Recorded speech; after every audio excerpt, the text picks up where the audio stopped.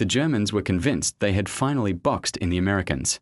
From their vantage point on a misty ridge, the landscape below looked like a closed corridor, a narrow valley framed by forested slopes, a single damaged road running along its spine, and a scattering of farmhouses where tired American paratroopers had dug in. The early light of the day turned the fog into a pale curtain, softening the edges of anything at a distance, but to the officers of the German battle group, none of that mattered. What they believed they saw was a unit with its back against a barrier, far from its own forces, with no obvious route forward. To them, it resembled the kind of tactical situation that could be solved with patience and pressure. One German officer, leaning forward with his binoculars, quietly announced to no one in particular that the Americans would have to surrender soon. Another replied with a confident nod, noting that reports from scouts suggested the roads behind the American lines were already compromised. Everything seemed to support their assumption that the group ahead of them, elements of the 82nd Airborne, was isolated beyond practical help. They had faced tough opponents before, but this time, the numbers and terrain appeared to favor them. American artillery had been quiet for hours, and that silence only strengthened the German belief that their opponents were running low on supplies. Even the smoke rising from the small settlement below looked tired, drifting lazily upward as if it had lost any sense of urgency. To the Germans, all signs pointed toward a slow but inevitable conclusion. They had created what they called a calm enclosure, a position in which the enemy was not immediately overwhelmed but gradually worn down until giving up seemed the only reasonable path. But the Germans did not know the full story. The Americans in that cluster of farmhouses were not inexperienced troops thrown forward by accident. They were paratroopers from the 82nd Airborne Division, a group shaped by difficult operations and trained to navigate confusion. At that particular moment, many of them were unaware of the German confidence surrounding them. Some were adjusting worn boots, others checking canteens or trying to make sense of incomplete radio messages. A few were simply staring at the tree line, attempting to interpret the silence in front of them. Inside a makeshift command post, a dim room that smelled faintly of damp clothing and mud, officers of the 82nd had been trying to piece together a picture of the broader situation. Maps were spread on a table, with pencil marks and smudges showing attempts to trace enemy movements. Reports from scouts were sporadic, sometimes arriving late and sometimes contradicting earlier information. What everyone agreed on, however, was that they were significantly farther forward than originally intended, and that the units on their left and right flanks had not kept pace. The paratroopers weren't encircled yet, but the boundary between advanced position and isolated position had become extremely thin. Despite this, the mood in the room was not one of panic. The officers were used to acting autonomously and making decisions without waiting for perfect clarity. They shifted attention from one detail to another with a kind of practiced calm, acknowledging risks without letting the discussion turn into worry. The commander, a man known for his ability to stay steady when the situation looked uncertain, asked for updated notes on ammunition reserves, medical supplies, and the condition of the road they had used to arrive. When he learned that the road was damaged but still passable in theory, he simply nodded, neither encouraged nor discouraged. Outside, a cold breeze swept along the valley, bending the tops of the grass and carrying faint metallic tones from equipment being adjusted. In several positions, American soldiers were reinforcing makeshift defenses with whatever material they could find: broken boards, wire, and sandbags that had clearly been refilled more than once. Conversations were brief and practical. A quiet determination settled over the line, not because anyone believed the situation would be simple, but because they had seen difficult settings before and learned that trust in their unit was often the anchor that held everything together. Meanwhile, in the German observation post, the atmosphere carried a different tone. Their officers believed they had predicted the Americans' next moves and were already drafting messages to higher headquarters outlining how they would tighten the enclosure. They noted the positions their artillery could reach, the forest trails that could be used to cut off any late escape, and the potential timing for a combined push. The plan, in their eyes, did not require extraordinary boldness. It only required patience and a continuous application of pressure on a group they thought was already weakened. The situation would have seemed almost symmetrical if anyone had been able to view both sides simultaneously. Both the Americans and the Germans believed the next 24 hours would decide the momentum of their sector. Both anticipated that the other side would reveal its intentions soon. And both were certain that they understood the terrain well enough to make decisions with confidence. The difference, the one detail that neither side could see yet, was that the Americans, despite being stretched thin, were led by officers who were not inclined to act predictably when pressed. As the day moved forward, the fog began to lift, and shadows sharpened across the valley floor.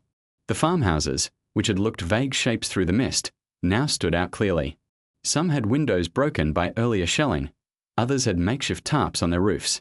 The area looked worn and tired, but it also looked resilient in a way that the Germans didn't quite notice.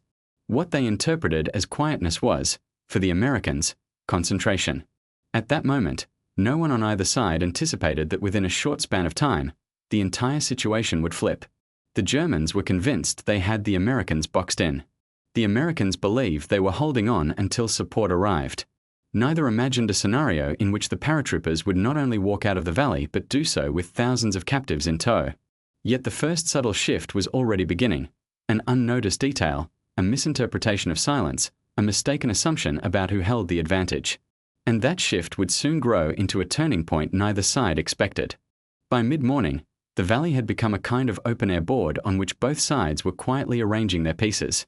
The German battle group, built around a mix of infantry, support weapons, and a small armored element, began to shift from observation to preparation. Orders moved down the line. Patrols would probe the American perimeter, artillery would test suspected positions, and a secondary force would work its way through the woods to cut the last usable segment of road behind the paratroopers. At the German forward command post, a map lay pinned under stones and canteens on the hood of a vehicle. Lines had been drawn to mark ridges, streams, and small clusters of buildings. An officer traced a finger along the route that the Americans had used to reach the valley. He paused where the road narrowed between a wooded slope and a shallow drainage, then tapped it lightly. That, he explained, would be one of the points to seal. Another officer suggested directing more artillery to the crossroads leading out of the valley. They were designing, step by step, the structure of the enclosure. They spoke about the 82nd with a kind of respect edged with confidence. They acknowledged that these were not untrained soldiers. They had heard enough reports from previous campaigns to know that airborne units could be stubborn and adaptable.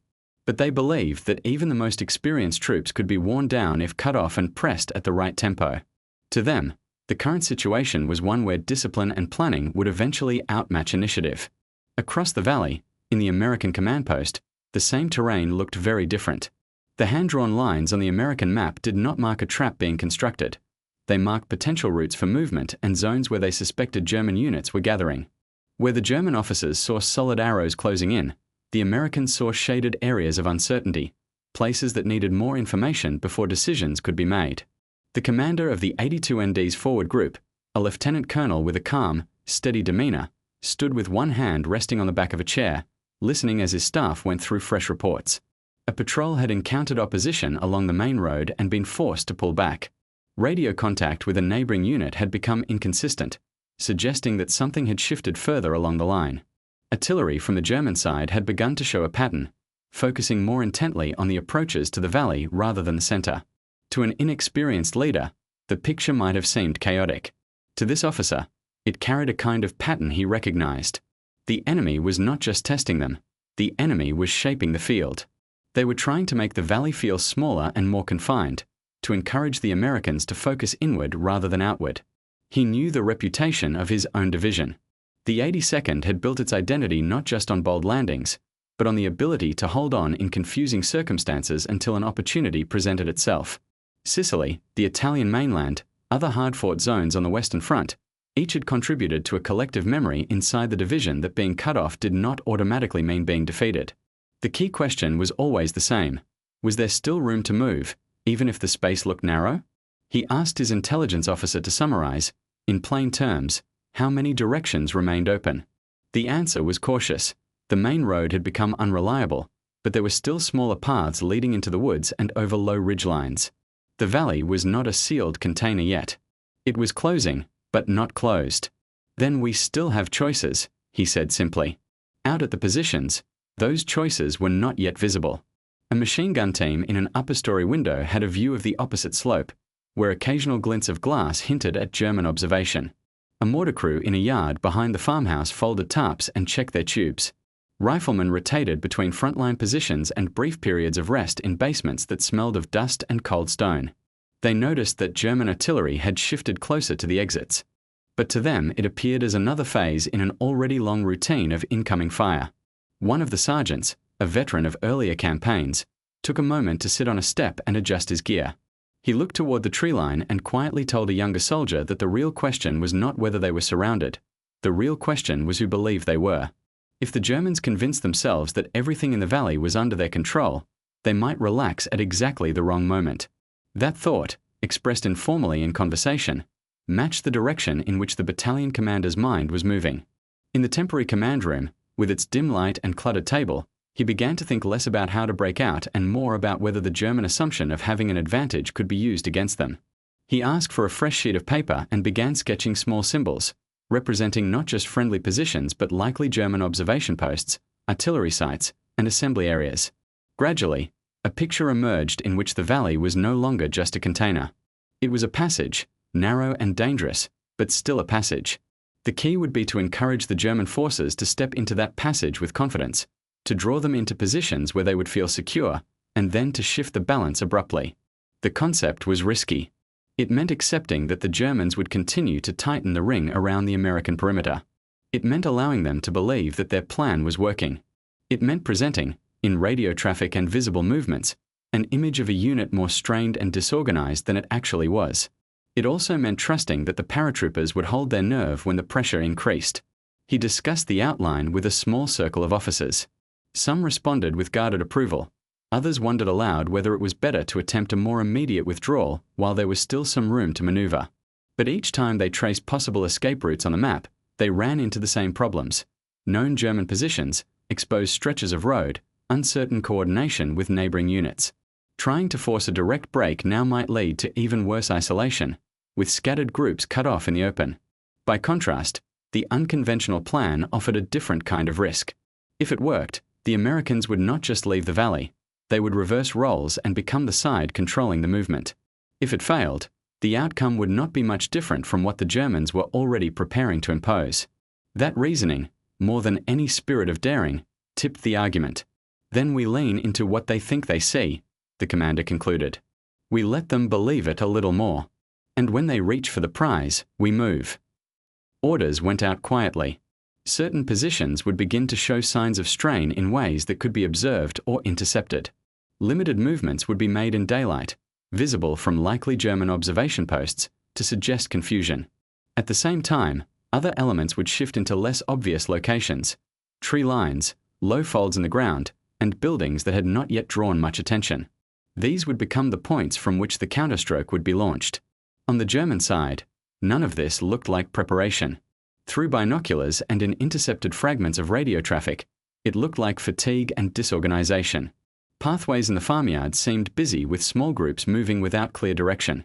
Occasional messages from American radio operators carried notes of tension. To German analysts, this fit neatly into their expectations. The enemy was feeling the pressure. The enclosure was working. The afternoon wore on. The sun, dimmed by high cloud, began to sink lower, casting longer shadows across the valley. Both sets of commanders knew that the coming night would be critical. For the Germans, it would be the time to complete their adjustments and move units into position for a final push. For the Americans, it would be the last chance to set up the pattern they needed, a balance between appearing constrained and quietly preparing to move. In the fading light, the valley did not look like a place where thousands of men would soon be walking with hands raised, guided by a smaller force that had refused to act the way its opponents expected. It looked, instead, like many other stretches of contested countryside, quiet for the moment, but holding the potential for sudden change. The people inside it were about to find out just how quickly that change could arrive. Night settled over the valley with a steady, gradual dimming, rather than a sharp transition. The last hints of color slipped from the sky, leaving a muted gray that slowly yielded to deeper tones. Somewhere in the distance, a single artillery piece fired, then fell silent again. For most of the American positions, the dark brought a shift in tasks rather than a pause. In the command post, lanterns were turned low to reduce the chance of drawing attention. The battalion commander gathered his key subordinates around the map once more. The outlines they had drawn earlier were now joined by small penciled circles marking where certain units had successfully relocated under cover of the evening. A rifle company had thinned its visible line and shifted half its strength into a patch of woodland on the flank. A weapons platoon had quietly hauled equipment into a previously unused outbuilding with a good field of fire. A small reserve had moved backward along a ditch to a position that could block any attempt by German units to swing behind them. The conversation was quiet and concise. Each officer reported on the readiness of their people, the availability of ammunition, and their understanding of the broader plan. The commander listened carefully and asked only necessary questions. The core idea remained the same: let the Germans press further in, then strike at the points that would make withdrawal difficult. On the front lines, the night felt longer. Paratroopers rotated through short periods of rest, leaning against walls or lying on blankets spread over rough floors, knowing that any sleep would be shallow and easily interrupted. Some tried to make light conversation, others preferred silence. A few exchanged brief remarks about how unusual it felt to act as if they were more shaken than they actually were, at least in the way they spoke on the radio or moved in the open. Those deliberate signs of strain were mostly limited to channels the Germans were likely to notice. Radio operators let their voices rise a little more than usual when reporting routine issues. A request for additional bandages was worded in a way that suggested shortages were worse than they truly were. Descriptions of German activity were framed with an emphasis on concern, as if the Americans were more unsure of themselves than they felt. In the German signal section, these messages were received with interest. Analysts listened to the tone and content, compared them with previous traffic, and noted an apparent increase in anxiety. Combined with visual observations of movement in the valley, the picture looked encouraging. Their reports up the chain used phrases like "morale appears strained" and "enemy coordination seems reduced." For commanders eager to believe that the enclosure was tightening, this information fit neatly into the story they were already telling themselves. German infantry units in the woods also experienced a busy night. They shifted to new forming-up areas, moving along narrow paths and through clusters of trees. Squad leaders went over their routes with small groups, pointing out landmarks that would be barely visible in the dim light. The understanding was that at first light, they would move down toward the American positions and begin the process of closing the valley. Not all of them expected the task to be easy. Those who had faced American airborne units before knew they could be tenacious and inventive. But the prevailing sense, backed by their officers' confidence, was that they were heading into a situation where the strategic layout already favored them. The Americans, they were told, had little room left to maneuver and would soon be confronted with the choice between being overrun or laying down their arms.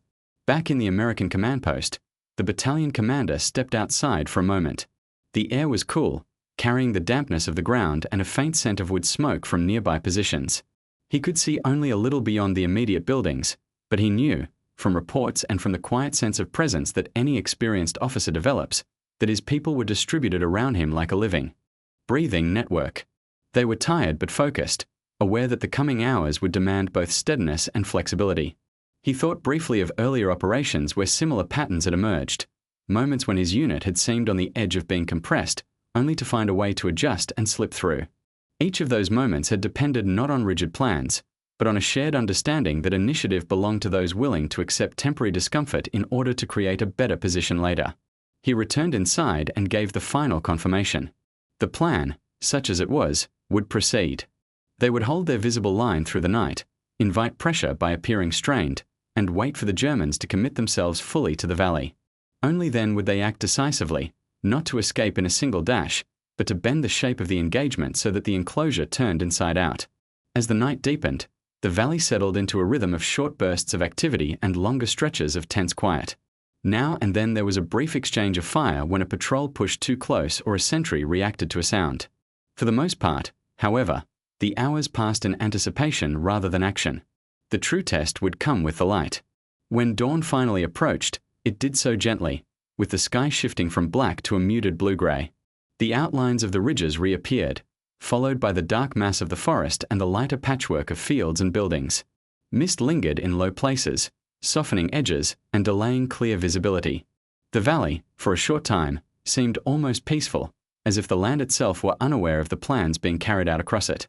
Then the first German artillery rounds began to land near the known American positions.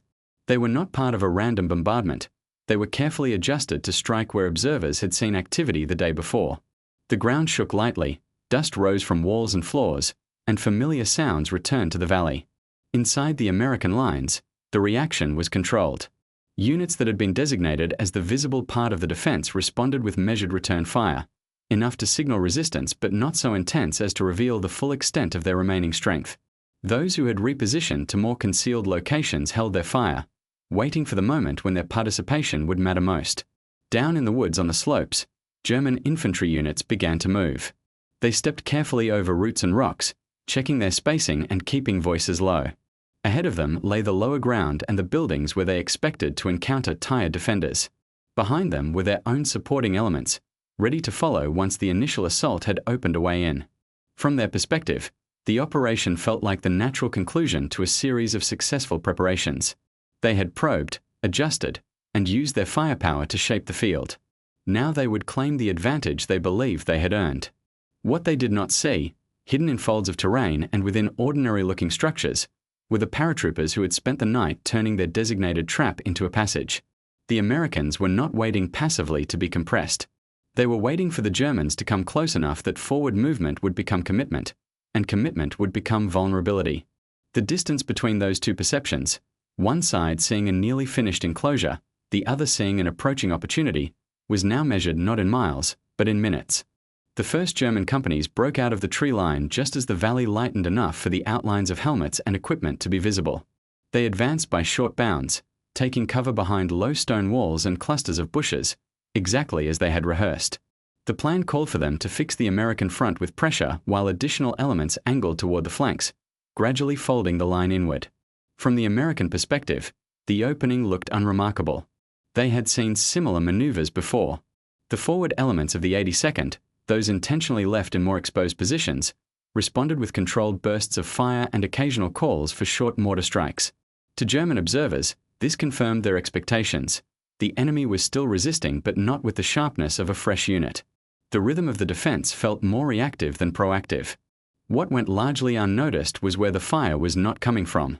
Certain sections of the American line remained quiet, their occupants lying low behind cover or inside rooms with limited windows. They watched the pattern of German movement, noting where platoons were forming up and how support weapons were positioned. Radio operators relayed these observations in short, plain phrases to the command post and to the concealed groups waiting for a different kind of signal. On the ridge where German officers had surveyed the valley the previous day, a field telephone buzzed. A forward observer, watching through a spotting scope, reported that the initial wave was making good progress. He described how the Americans were holding, giving ground in small increments but showing signs of strain. He did not mention the small gaps in visible resistance on the flanks, because from his angle they did not stand out as meaningful. The battalion commander of the 82nd listened as his own staff relayed information from the front. He could tell from the pattern of contact that the Germans had committed more than just probing patrols. The engagement had shifted from testing to a serious effort to close the distance. This was the stage he had anticipated, the point at which the enemy believed firmly enough in their advantage to bring follow-on elements into the valley. He checked once more with the units he had positioned in depth. A company in the woods on the right flank confirmed that it was hearing German voices nearby, suggesting that enemy units were skirting the main road and trying to move parallel to the American line. A smaller group on the left reported similar sounds and occasional glimpses of movement through the trees. The valley floor was becoming a channel through which German forces were gradually flowing. The commander chose his moment carefully. He waited until reports indicated that support units, ammunition carriers, signals detachments, and parts of the command structure had moved closer to the forward companies, seeking cover in hollows and behind buildings. The enclosure the Germans had constructed was no longer just a ring outside the valley.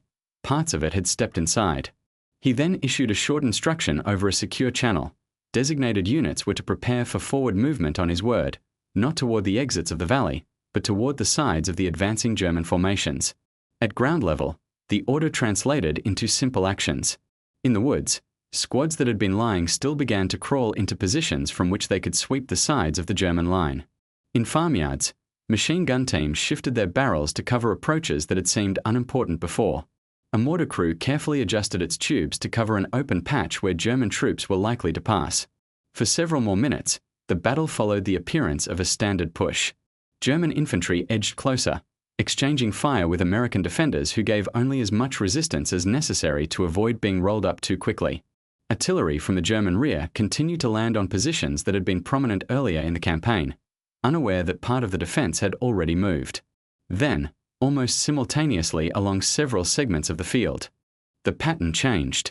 From the trees to the right, sustained fire erupted, not aimed at the American houses but at the lateral routes the German soldiers were using to move between their own positions. On the left, a similar burst cut across a shallow fold in the ground where German officers had been using cover to coordinate their units. Mortar shells began to fall not just in front of the German line, but behind it, in places where messengers and reserves had been waiting. At first, the German infantry interpreted this as unusually aggressive resistance. But as the minutes passed, the direction of the fire became harder to rationalize as simple defensive action. Units that tried to sidestep forward contact found themselves taking fire from unexpected angles. Squads that pulled back temporarily to regroup discovered that their familiar rearward paths were now under observation. On the ridge, the observer's voice over the telephone shifted subtly. He still reported progress in some sectors, but he also mentioned growing uncertainty about where exactly the American positions ended. Smoke and dust from the initial exchanges made it difficult to see the full layout, and the sudden appearance of fire from previously quiet areas complicated his assessment. In the American command post, there was no sense of triumph, only careful adjustment. The battalion commander and his staff followed reports as they came in, revising their mental map of which German elements had been pinned, which was still moving freely, and where gaps might open for escape or for a deeper counterstroke. They understood that this was not a single dramatic moment, but a series of linked choices, each of which could either reinforce the advantage they were creating or squander it. The paratroopers on the ground acted according to the same principle. When an American squad pushed into a barn that had been used as cover by attacking German troops, they checked the surroundings quickly and then focused not on counting opponents, but on orienting toward the next potential position. Their objective was not to hold a monument to their persistence. It was to keep reshaping the engagement so that the enemy felt less certain of where safety lay. Within an hour, the valley's internal geometry had changed. Where the Germans had expected clear forward and backward directions, they now faced a more complex environment. Some of their units were still pressing toward the American farmhouses. Others had realized that their routes back to the woods were no longer secure. The enclosure that had seemed so neatly structured had become uneven. And with each passing minute, more of the battle group was becoming entangled inside it. As the day advanced, radio traffic on the German side grew busier and less orderly. Initial reports of steady progress gave way to a mix of requests for clarification, calls for support, and terse updates about unexpected contact from new directions. Officers at the battle group headquarters tried to reconcile inconsistent information. One company reported that it was close to breaching the American line. Another insisted that it was receiving fire from behind a position that was supposed to be secure. A third mentioned spotting American soldiers moving along a path that German planners had considered effectively blocked. The headquarters staff pinned new notes to their map, drawing arrows that curved in directions they had not anticipated. They were reluctant to conclude that their plan had been undercut. Instead, they searched for simpler explanations. Perhaps a neighboring unit had not advanced as far as expected, or perhaps small groups of Americans had slipped through gaps overnight. They still believed that the overall structure of the enclosure held. On the American side, the atmosphere remained tense but purposeful. The battalion commander had no illusion that his units suddenly held complete control. The Germans were still numerous, still well armed, and still capable of mounting strong local attacks. Yet the momentum had shifted. Instead of bracing for a downward push, the paratroopers were now pressing outward from pockets of concealment, using every fold in the terrain to their advantage. In one sector, an American platoon emerged from the woods onto a low ridge overlooking a track the Germans had been using to move supplies. They opened fire just as a column of carriers and escorting troops rounded a bend. The effect was not dramatic in a cinematic sense. There were no sweeping charges or sudden collapses. Instead, it was a sharp disruption of a supporting link. The vehicles halted, then tried to reverse. Messages raced back to the battle group headquarters, which now had to divert attention and resources to protecting its own internal lines.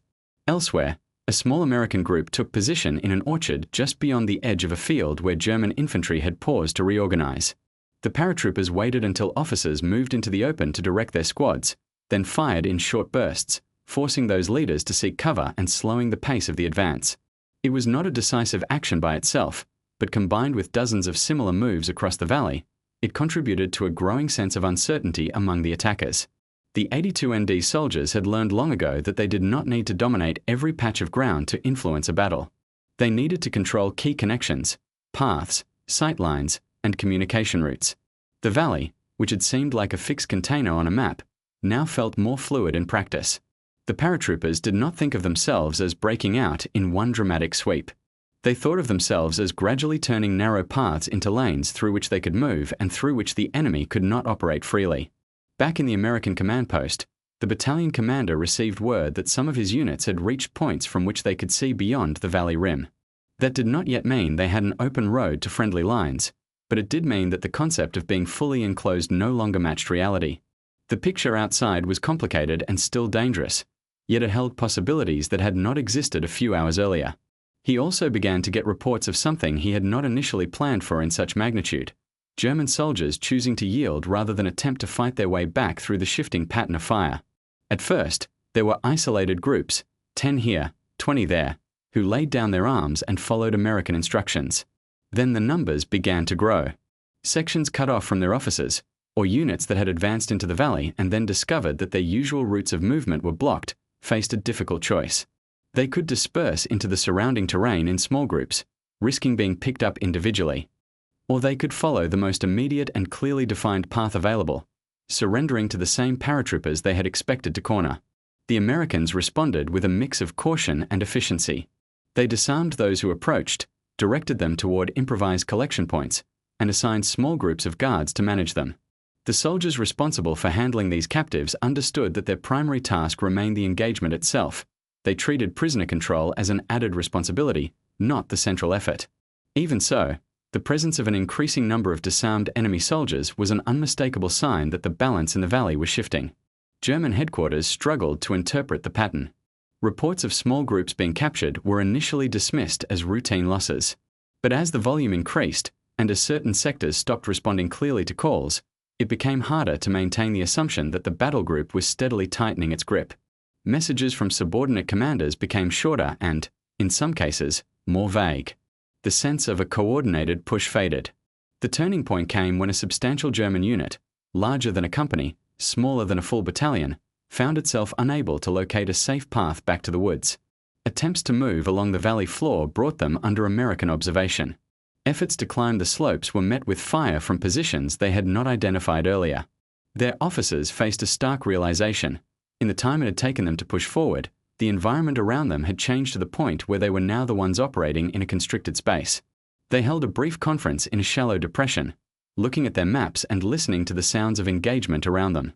The options they considered were familiar: try to force a way out with a concentrated effort, disperse into smaller groups, or signal that they were prepared to give up the struggle in exchange for basic safety. None of these choices matched the vision with which they had entered the valley. Yet the shape of the situation left little room for more imaginative alternatives. Word reached the American lines that a large contingent of German troops was indicating willingness to surrender.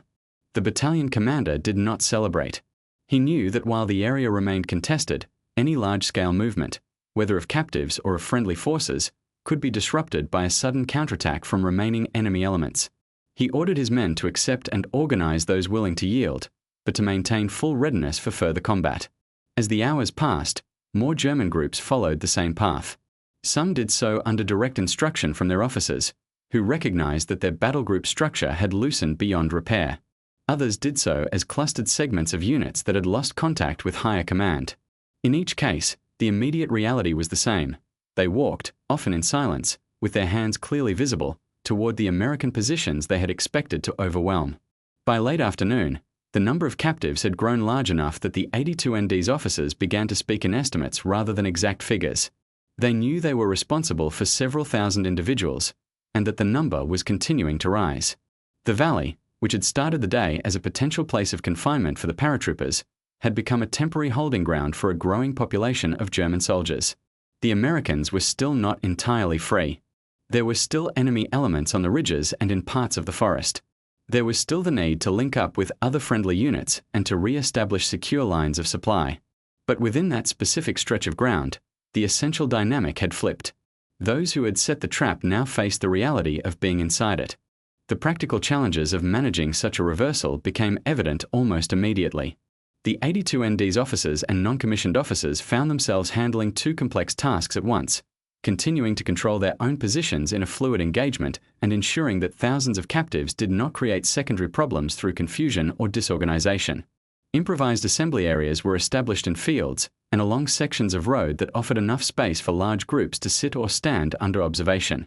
American soldiers moved among them with clear, simple instructions, directing them where to go and what to do.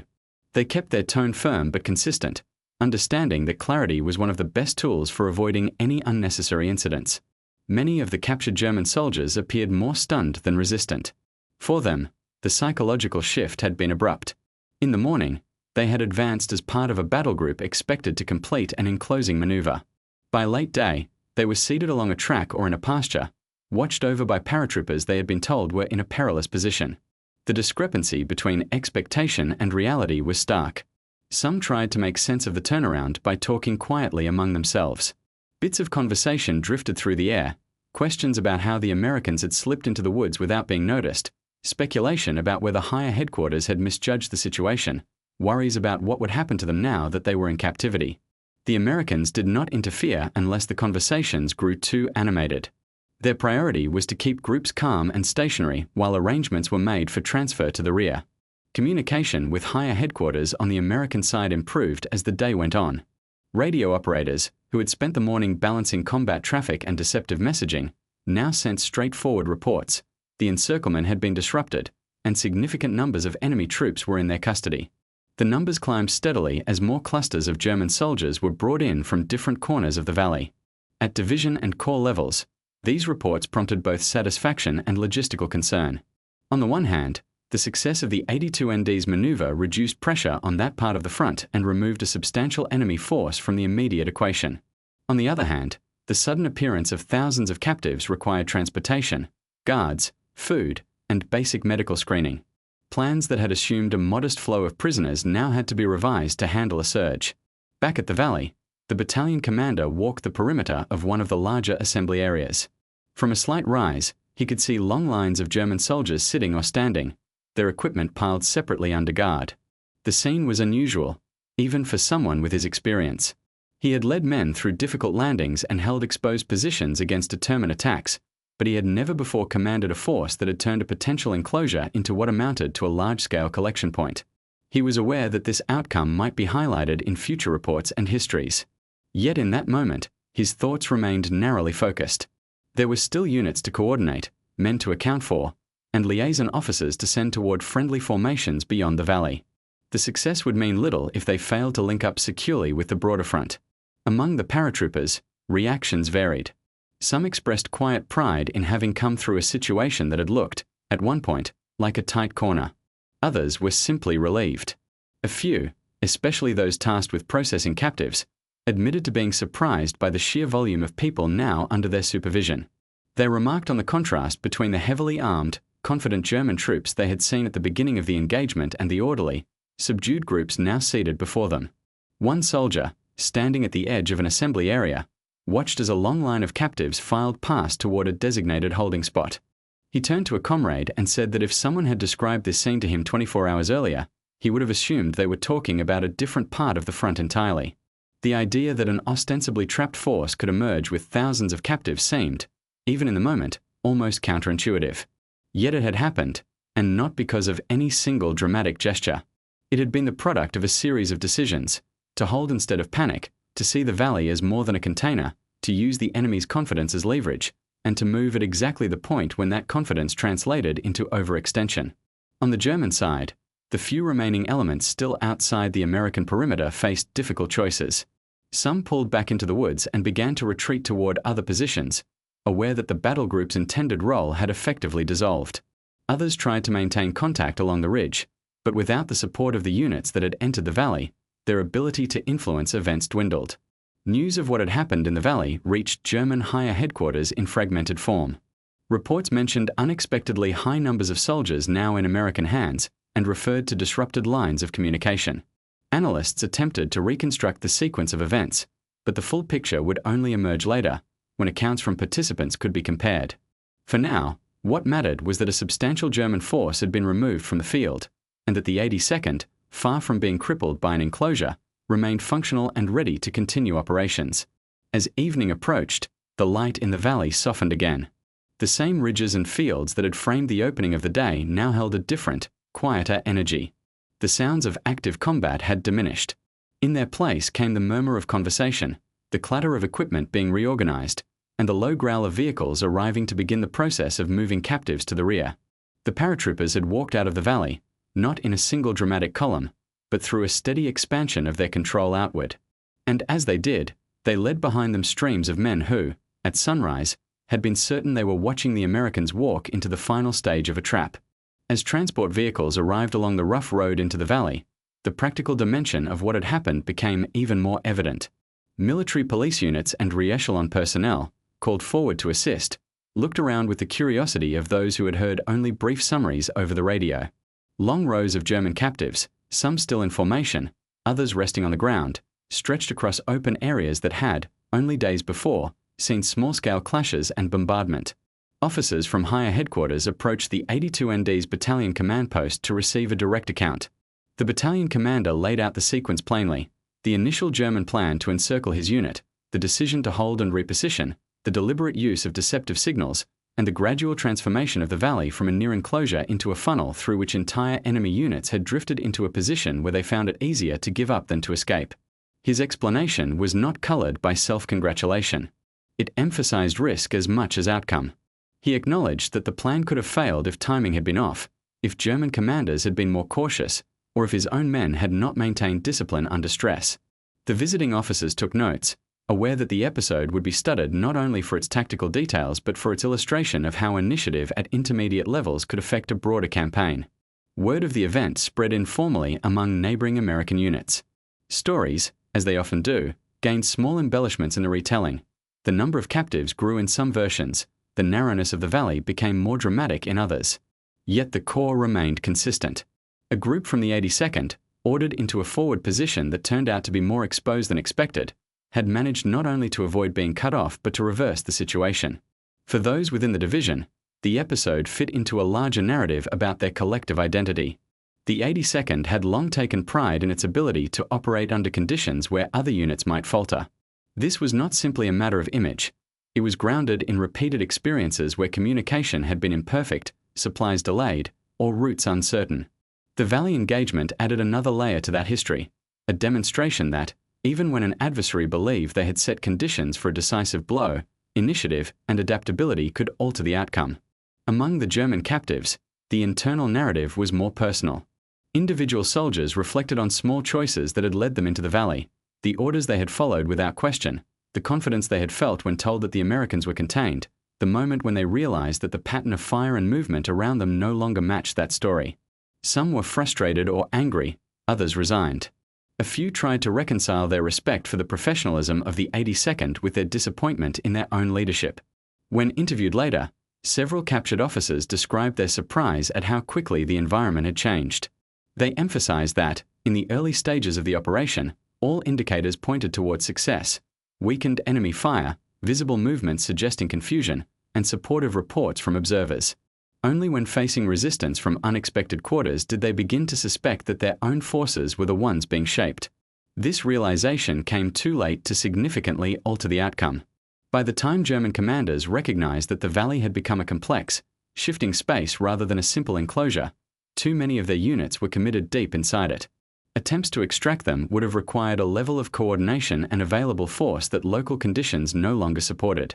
For analysts studying the campaign later on, the episode provided a clear example of how perceptions and assumptions could drive decisions as powerfully as raw numbers. The German belief in having framed an ideal tactical situation had encouraged them to accept risks they might otherwise have avoided. The American recognition that their apparent disadvantage could be turned to their advantage allowed them to take actions that seemed counterintuitive at first glance. Within a few days, the valley itself began to look less like a battlefield and more like a way station that the conflict had passed through. The large prisoner assemblies thinned as captives were transported to the rear. American units rotated positions, some moving forward, others shifting to new sectors. The physical traces of the engagement, scuffed ground, shell craters, makeshift earthworks, remained, but the human intensity that had filled them on that particular day faded. The story did not disappear with it. It traveled with the men of the 82nd as they moved on to further operations. It also traveled, in a different form, with the former German battle group members as they entered captivity. Each side carried its own emphasis, one on the resourcefulness that had turned a risky situation around, the other on the hazards of overconfidence in a seemingly favorable arrangement. Years later, when veterans of the 82nd gathered to share memories, the Valley episode often surfaced alongside other well-known operations. It was rarely told as a tale of flawless execution.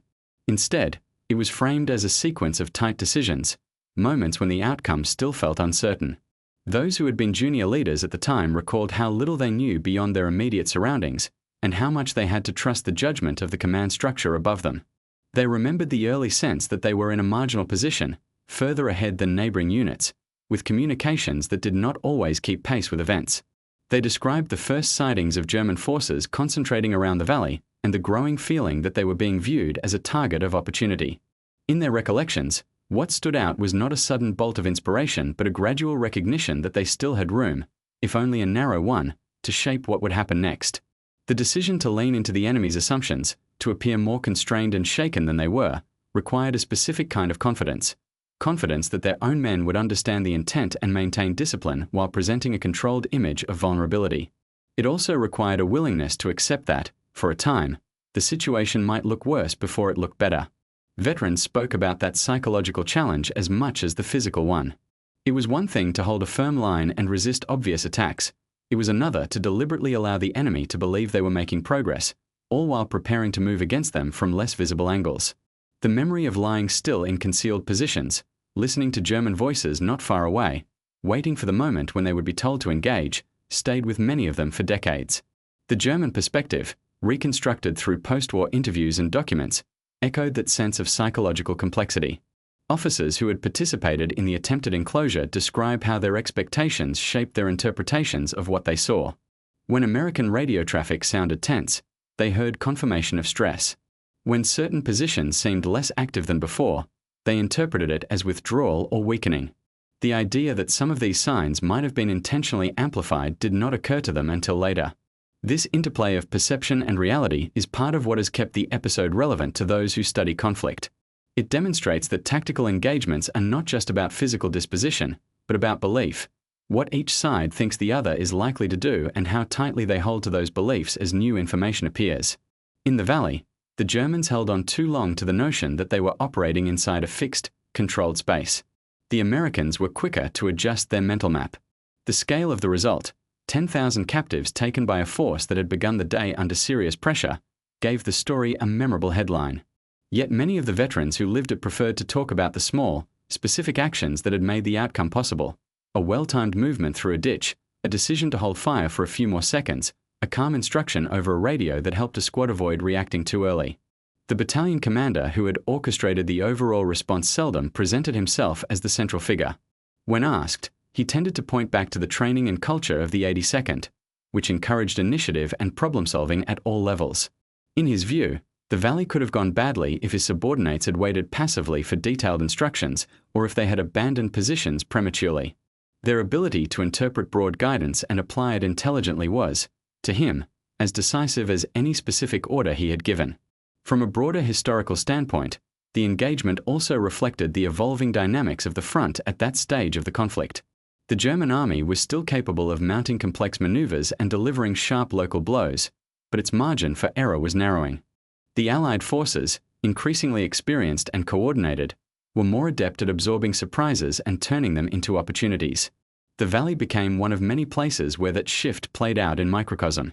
For those studying the campaign, the lesson is not that encirclement attempts are inherently flawed or that airborne units are always able to reverse such situations. Instead, the lesson is more tempered. Any plan that assumes a static, predictable reaction from an opponent carries inherent risks, especially when that opponent has proven adaptable in the past. The memory of the Valley engagement also carried quieter lessons, ones that did not always make their way into official summaries but stayed with individuals. Paratroopers who had watched German soldiers file past them into captivity were reminded that their opponents, for all their earlier aggression, were human beings responding to a sudden loss of options. Some veterans later remarked that the moment when the first large group approached with hands raised felt less like triumph and more like a sign that the landscape of the war was changing in ways that affected everyone on it. Handling so many captives required restraint and organization. The 82nd soldiers had to balance vigilance with measured conduct, ensuring security without unnecessary harshness. They were aware that their behavior would shape the impressions that their former adversaries carried into captivity, just as the engagement itself would shape how those adversaries thought about the campaign. That awareness did not erase the hard edge of the conflict, but it did introduce a layer of reflection. Some American soldiers wondered what they themselves might have done if placed in the German position.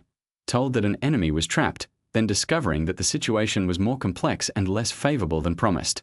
The Valley, in that sense, became not only a story of tactical reversal but a reminder of how quickly circumstances could shift for anyone involved.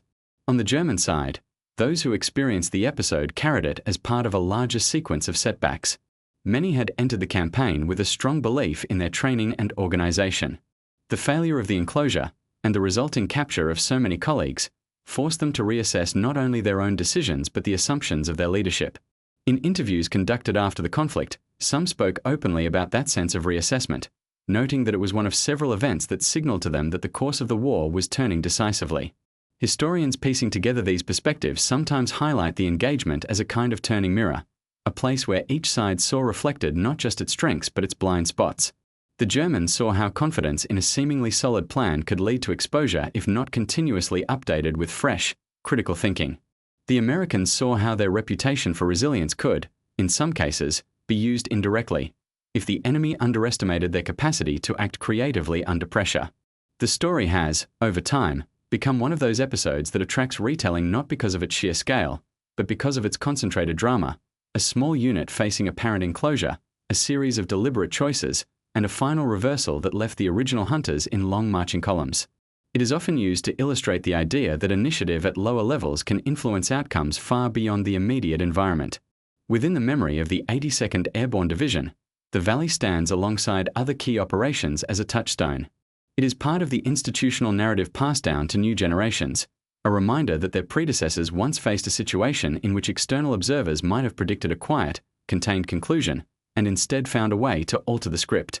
If you pull back from the individual stories and look at the Valley engagement as a single, continuous event, its outline becomes clear. German forces believed they were executing a well-designed enclosure against an advanced American element. They shaped the field with artillery and maneuver, then moved forward with confidence that they were pushing a trapped opponent to the edge of its options. Inside that framework, the 82nd Airborne faced a choice. They could respond in the way their adversaries expected, by either attempting an immediate, risky breakout or by gradually contracting their positions and hoping for relief from outside. Instead, guided by a commander who understood both the strengths of his unit and the assumptions of his enemy, they chose a third path, to accept the shape of the situation temporarily and then subtly distort it, using concealment, deceptive signals, and controlled timing. The result was not sudden or effortless.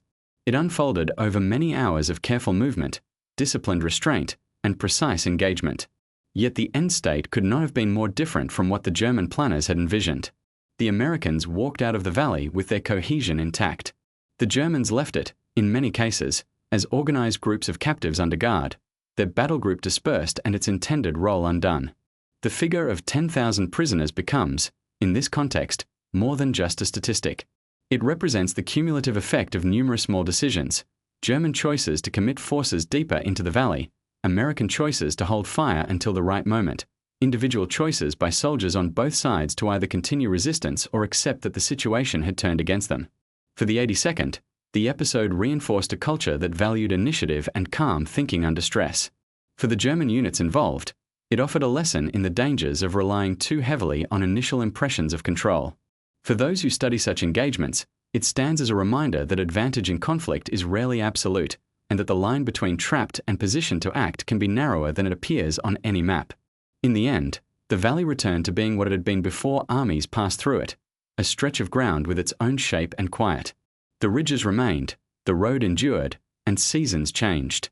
But for a brief period, that place had held within it a concentrated example of how expectations can be overturned and how a small group, thought to be cornered, can instead reshape the story so completely that they leave, not as isolated survivors, but as the ones guiding long, silent columns of former adversaries toward a different future.